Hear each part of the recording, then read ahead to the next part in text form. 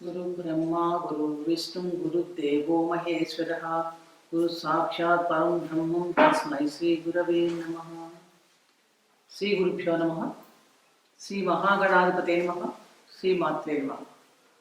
ప్రేక్షకులు నమస్కారం. మీ డాక్టర్ సుందరి ప్రేక్ష.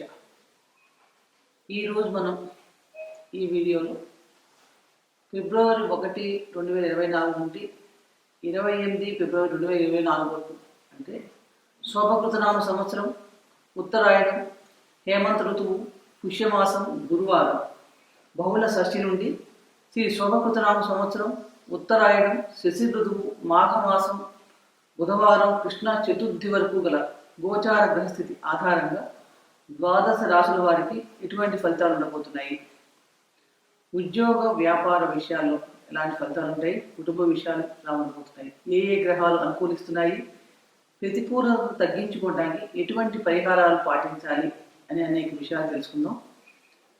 ముందుగా ఈ మాసంలో ఉండే ముఖ్యమైన పండుగలు ఏంటి? మనకి వచ్చేది మాఘమాసం. మాఘమాసం ఈ ఫిబ్రవరి నెలలో ఎటువంటి పండుగలు ఉండబోతున్నాయి ముఖ్యమైన మనం చూస్తే కనుక ఫిబ్రవరి 14వ తారీఖు వసంత పంచమి, 16 రథసప్తమి మరియు భీష్మాష్టమి, 20వ తారీఖు భీష్మ ఏకాదశి, 24 మాఘ పౌర్ణమి మహామాఘి. ఈరోజు ఈ మాసంలో నదీ స్నానాలు, సూర్యారాధన శ్రేష్టమైన ఫలితాలను ఇస్తాయి. ఫలితాలకు వెళ్ళే ముందు గోచార గ్రహాలు ఏ రాశుల్లో సంచరిస్తున్నాయో తెలుసుకుందాం. మేషరాశిలో గురువు సంచారం చేస్తున్నాడు, అలాగే కన్యలో కేతు.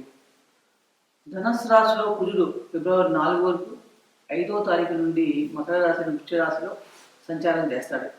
శుక్రుడు ధనుస్సులో 11 వరకు, తదుపరి మకర రాశిలో సంచారం. కుంభరాశిలో బుధుడు 18 వరకు, మకర రాశిలో 19 నుండి కుంభరాశిలో సంచారం. కుంభరాశిలో శని, మీనంలో రాహు. చంద్రుడు చిత్తా నక్షత్రమైన కన్యారాశి నుండి బయలుదేరి సంచారం ప్రారంభించి 12 రాశుల మీదుగా సంచారం పూర్తి చేసుకొని హస్తా నక్షత్రంతో తన సంచారాన్ని ఈ మాసంలో ముగిస్తున్నాడు. ఈ రకమైన గ్రహ గోచార ఆధారంగా ఈ మాసంలో ద్వాదశ రాశుల వారికి ఎటువంటి ఫలితాలు ఉండబోతున్నాయో తెలుసుకుందాం. తులారాశి చిత్తా నక్షత్రం 3, 4 పాదాల్లో పుట్టిన వాళ్ళు, స్వాతి నక్షత్రం 4 పాదాల్లో పుట్టిన వాళ్ళు, విశాఖ నక్షత్రం 1, 2, 3 పాదాల్లో పుట్టిన వాళ్ళందరూ కూడా మనకి తులారాశి నుండి వస్తారు.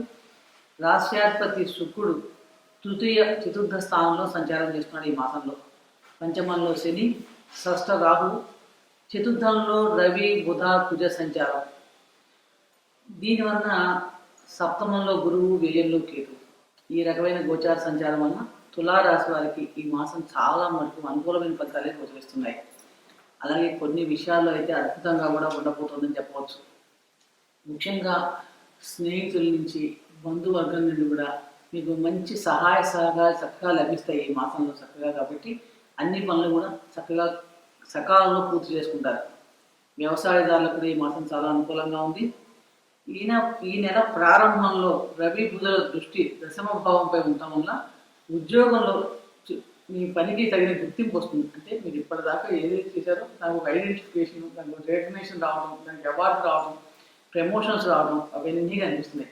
ఈ మాసంలో మీరు పనికి కూడా ఎక్కువగా ప్రాధాన్యత కూడా ఎక్కువగా ఇస్తారు. దానివల్ల కూడా మీకు చక్కగా మంచి అనుకూలమైన ఫలితాలు జరుగుతున్నాయి.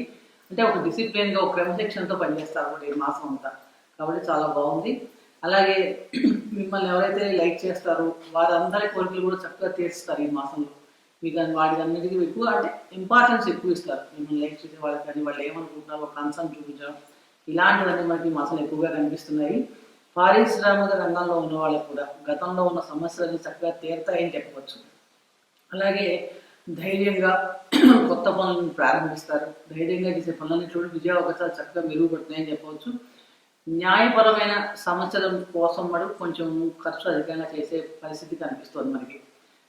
ముఖ్యంగా ఈ మాసంలో తులారాశి వారు ఏ పని మొదలెట్టినా కూడా చక్కగా ఆన్ టైం సకాలంలో పూర్తి చేస్తారు. గృహంలో వాతావరణంలో చాలా మటుకు సంతోషకరంగానే ఉంటుంది. ద్వితీయ సప్తమాధిపతి అయిన కుజుడు ఉచ్చరాశి సంచారం లాభాధిపతితో కలిసి దానివల్ల వృత్తి వ్యాపారాల్లో ఈ మాసంలో మీకు చాలా అనుకూలంగా ఉంది. ఎందుకంటే చతుర్థ స్థానంలో 4 గ్రహాలు సంచారం చేస్తున్నాయి. ఆర్థికంగా కూడా మంచి బలోపేతం అవడానికి అవకాశం ఎక్కువ కనిపిస్తుంది. కానీ పని భారం మటుకు చాలా ఉంది. ఎందుకంటే మకరం న్యాచురల్ ధర్మస్థానం, కర్మస్థానం కాబట్టి ఈ 4 గ్రహాల సంఘర్షణ అక్కడ ఉండడం వలన కొంచెం పని భారం కూడా పెరుగుతుందని చెప్పవచ్చు.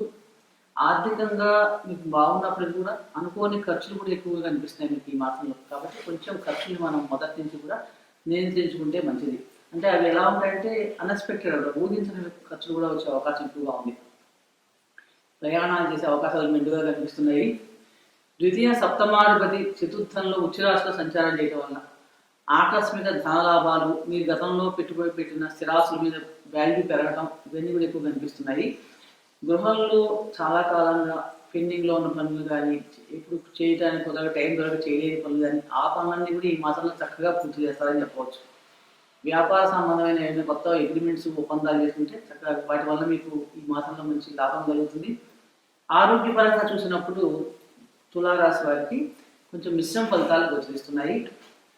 అలాగే పిల్లల చదువు, ఉద్యోగ ప్రయత్నాల కోసం కానీ, పిల్లల చదువు కోసం కానీ ధనం ఎక్కువగా విపరీతంగా ఖర్చు చేస్తారు. అంటే విదేశాలకు పంపాలనుకున్న పిల్లలకి అనుకోకుండా సీట్లు రావడం, మంచిగా వాళ్ళు కోరుకున్న కార్యాలు చేర్చాలనుకోవడం కోసం ఖర్చు పెట్టడం కానీ, డొనేషన్లు పెట్టడం కానీ అలాంటివి కూడా మనకి ఈ మాసంలో దానికోసం కొంచెం ధనం ఖర్చు పెట్టే అవకాశాలు ఎక్కువగా కనిపిస్తున్నాయి.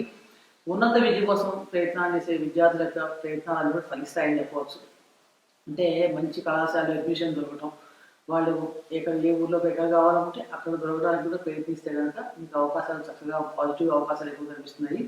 కానీ ఈ మాసంలో కొంచెం ఆరోగ్యపరంగా హెచ్చుతగ్గులు ఉన్నాయి కాబట్టి ఆహార వ్యవహారాల విషయంలో కొంచెం జాగ్రత్తలు తీసుకోవాలి.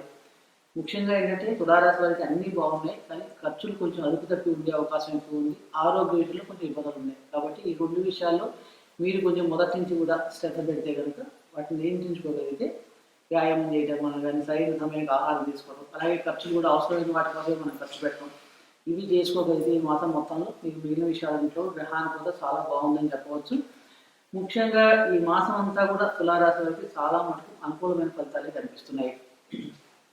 మనకి మరింత అనుకూలమైన ఫలితాలు కావాలంటే ఈ మాసంలో మీరు ఎక్కువగా ఏంటంటే గణపతికి ఆరాధన చేసుకోవడం, బుధవారం నాడు గణపతి గడికి సమర్పించడం చాలా మేలు కలుగుతుంది. అలాగే కుదిరితే కనుక మహాలక్ష్మీదేవి అష్టకాన్ని ప్రతిరోజు పారాయణ చేయడం వల్ల కూడా ఇంకా అనుకూలత పెరుగుతాయి, ఖర్చులు తగ్గే అవకాశాలు కనిపిస్తున్నాయి. ఇప్పటిదాకా చెప్పిన గోచార గ్రహ ఫలితాలు గోచార గ్రహస్థితి ఆధారంగా చెప్పడం జరిగింది.